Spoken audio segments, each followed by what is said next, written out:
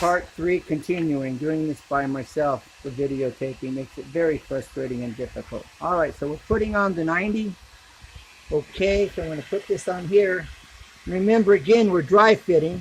So I'm going to push this all the way down to where it goes.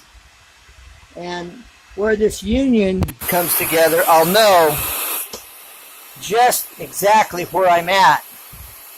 Okay, now I've got, it's up just a little bit, but these two will move just enough to solve that problem, okay?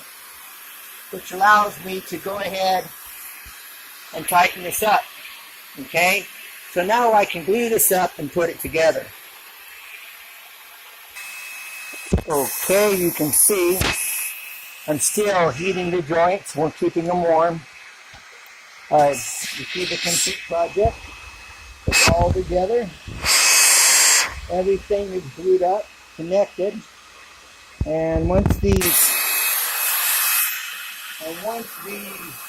joints warm up and the glue gets halfway, decent as far as dry, I should be good to go.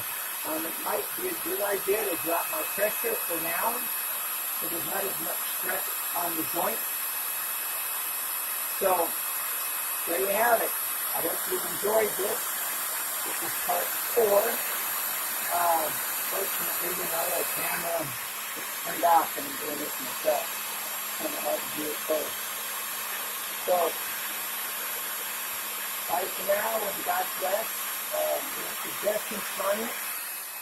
Any suggestions or comments, please feel free to ask.